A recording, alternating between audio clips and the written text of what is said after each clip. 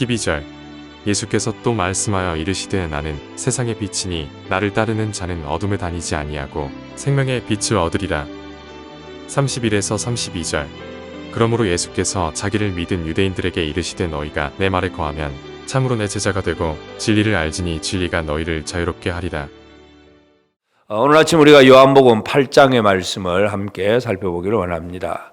8장은 이제 7장에 이어서 계속 이제 그 초막절 절기를 이제 잘 다 지키고 명절 끝날이 끝나고 이제 예수님께서 감람산으로 이제 나갔다가 그 다음 날 명절이 끝난 다음에 그 다음 아침에 다시 이제 성전으로 들어오셔서 이제 그들 속에서 주셨던 말씀들입니다.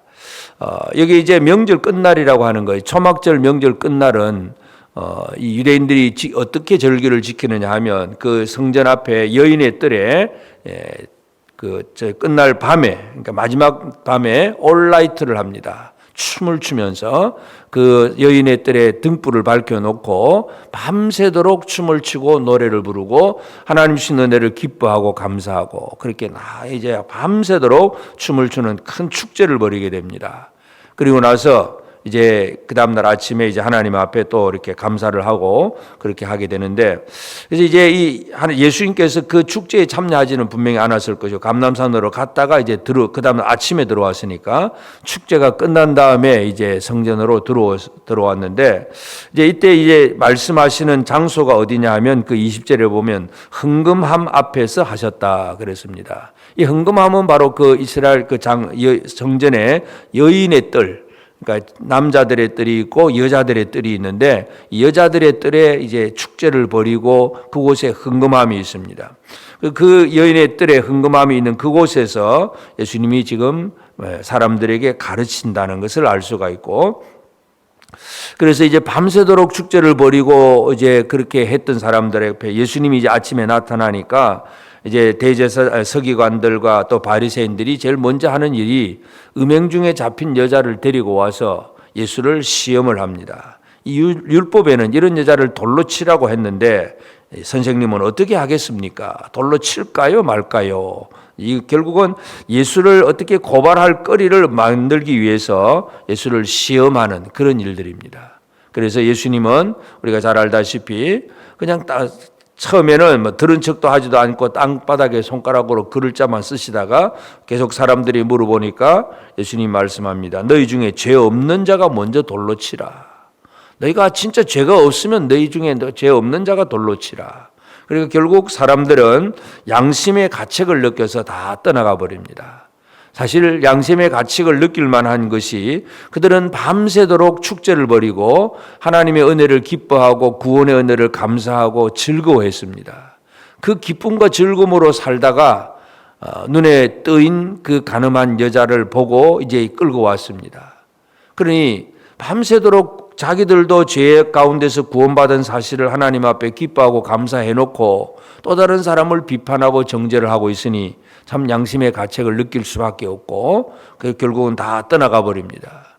예수님은 그 여자까지도 또 이제 또 없느냐 하니까 없다고 하니까 고발하는 자가 없다 하니까 예수님께서도 나도 너를 정죄하지 않는다 그러면서 다시는 그런 죄를 범치 마라 그러면서 여자를 보냅니다. 보내놓고 예수님께서 하시는 말씀이 12절에 보면 나는 세상의 빛이니 나를 따르는 자는 어둠에 다니지 아니하고 생명의 빛을 얻으리라. 예수님 자신을 세상의 빛이라고 강조를 합니다. 그래서 우리가 요한복음에서 계속해서 예수님은 자신을 무엇으로 비유하고 계시는가를 이해할 수 있는데 생명의 물, 또 나를 믿는 자는 그 배에서 생수의 강이 흘러나리라 하는 뭔가 이 예수님께서 계속 강조하는 것, 6장에서는 생명의 떡을 얘기하고 그런 얘기를 했는데 8장에서는 나는 세상의 빛이니 그런 얘기를 합니다. 그러니까 빛이 뭐냐 하면 빛은 바로 어둠을 물려내는 것입니다. 물리치는 것이 바로 빛입니다. 결국은 그 유대인들이 그 성전 뜰에서 밤새도록 축제를 벌이고 그렇게 노래를 부르고 기뻐하고 즐거워했는데 그들이 그렇게 기뻐할 수 있는 것은 바로 사방에 밝혀놓은 등불 때문이었습니다. 등불의 빛 가운데서 그들은 기뻐하고 즐거워했는데 예수님은 내가 빛이다. 등불빛이 빛이 아니라 내가 빛이다. 이 사실을 분명히 강조를 합니다. 그러면서 결국은 이 등불 아래서 그들은 축제를 벌여서도 그들은 여전히 누군가를 향해서 비판하고 정죄하고 그리고 또 예수를 고발하려고 하는 그런 어떤 마음도 가지고 불신의 마음, 또 시기, 질투, 뭐 하여튼 복잡한 이런 마음들, 이것이 가득하다는 걸 알 수가 있는데 결국 이러한 것들이 바로 어둠입니다. 그래서 진짜 어둠은 우리가 물리적인 이 태양광선이 없는 이 정도의 어둠이 아니라 우리의 속마음에, 이 마음속에 불신과 미움과 비판과 정죄, 분노, 시기, 질투 막 이러한 것들이 가득한 사람, 그 상태가 바로 어둠의 상태고, 그래서 예수님은 세상의 빛이라고 하고 또 생명의 빛이라고 표현을 합니다. 그래서 진정한 빛은 예수 그리스도로 말미암아 우리 마음속에 진정한 빛이 들어오고 또 우리 안에 있는 어둠의 것들이 다 사라지는 것, 이런 것이 이루어져야 된다는 것을 분명히 얘기를 합니다. 그러면서 하여튼 이 8장에서 그다음 계속해서 이어지는 말씀은 하여튼 이 유대인들은 예수를 지금 가르치는 예수를 눈앞에 두고서도 네가 누구냐 하는 문제, 여전히 예수를 잘 모릅니다. 근데 예수님은 자신을 보낸 자가 보내신 분이 누구이고 나는 이렇다 하는 사실을 지금 계속 스스로 강조를 하고 있다는 것을 보게 됩니다. 그러면서 21절에 보면 다시 이르시되 내가 가리니 너희가 나를 찾다가 너희 죄 가운데서 죽겠고 내가 가는 곳에는 너희가 오지 못하리라. 예수님께서 내가 어디로 간다고 말씀하니까 이 사람들은 또 어디로 가는지 가는 곳에 오지 못한다고 하니까 스스로 자결하려는가 뭐 이런 식으로만 이해를 합니다. 여전히 어둠 속에 지금 헤매고 있는 것입니다. 그때 예수님이 한 번 더 말씀하는 것은 너희는 아래에서 났고 나는 위에서 났고 너희는 세상에 속하였고 나는 이 세상에 속하지 않았다. 그런 얘기를 하시면서 이 사람들에게 진정한 이 예수님의 빛 가운데서 살아가는 삶은 바로 이 아래가 아니고 위, 하늘이라고 하는 것, 이것을 분명히 강조합니다. 세상에 속한 것이 아니라는 것. 그러면서 세상에 속하지 않은 것을 얘기하면서 예수님 자신은 이제 하나님께서 자신을 보내셨기 때문에 하나님이 기뻐하는 그 일을 한다고 분명히 강조합니다. 29절에 나를 보내시니가 나와 함께 하시도다. 나는 항상 그가 기뻐하시는 일을 행함으로 나를 혼자 두지 아니하셨다. 하나님이 기뻐하는 일을 내가 하고 하나님이 나를 혼자 두지 않았다. 이제 이 말씀에 대해서는 많은 사람이 또 믿었다고 하는 그런 이제 반응이 나옵니다. 그래서 사람들이 이제 예수를 믿으려고 하니까 예수님 또 주신 말씀이 31절 32절에 너희가 내 말에 거하면 참으로 내 제자가 되고 진리를 알지니 진리가 너희를 자유롭게 하리라.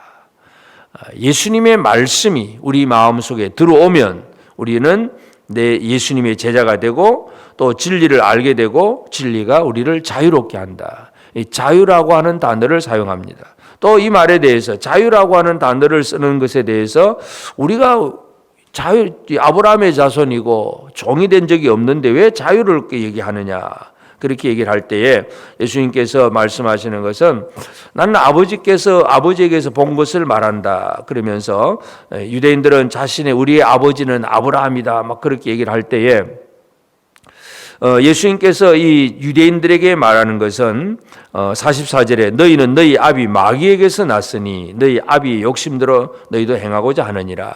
너희 아버지는 아브라함이라고 자랑하는데 아니고 너희 아버지는 마귀다. 예수님께서 유대인들에게 그 얘기를 합니다. 그래서 이 마귀는 처음부터 살인한 자고 진리가 그 속에 없으므로 진리에 서지 못하고 거짓을 말할 때마다 제 뜻으로 말하나니 이는 그가 거짓말쟁이요 거짓의 아비가 됨이라.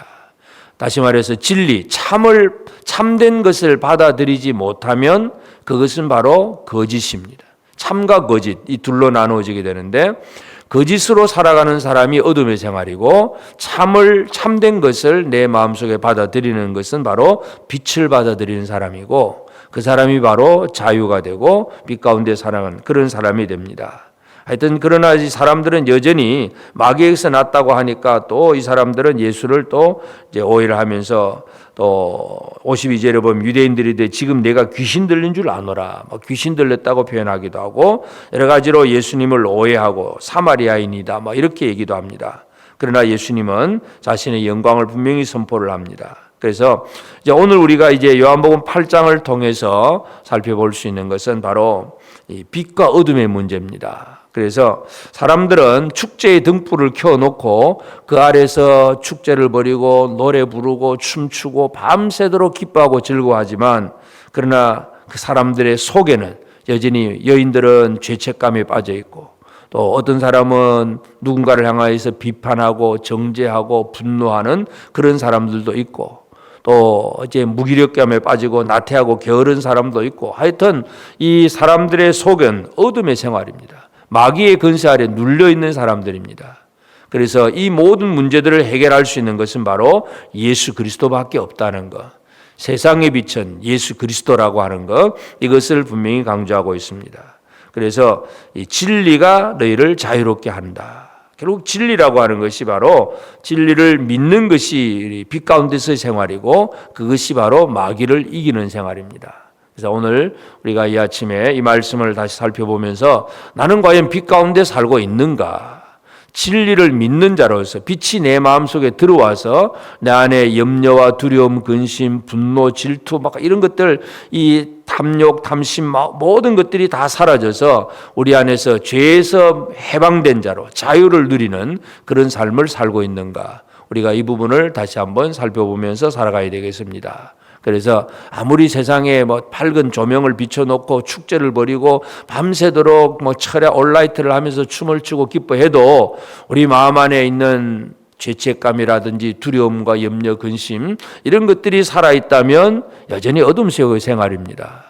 예수 그리스도는 우리에게 빛을 주시는 분이고 우리는 빛 가운데 살아가야 합니다. 그래서 오늘 이 하루도 예수 그리스도만이 세상의 빛이고 생명의 빛이라고 하는 사실을 다시 한번 기억하면서 나의 삶이 어둠의 삶이 아니라 빛 가운데서 살아가는 삶이 되게 하옵소서. 이 삶을 살아가는 오늘 우리 모두가 되어서 참으로 우리는 이 마귀에게 눌리고 매여 있는 자가 아니라 자유로운 자가 되고, 두려움과 염려, 근심 이런 삶이 아니라 항상 기뻐하고 진정한 하나님 앞에 감사를 돌려드릴 줄 아는 복된 우리 모든 성도들 꼭 되어지기를 주의 이름으로 축복합니다.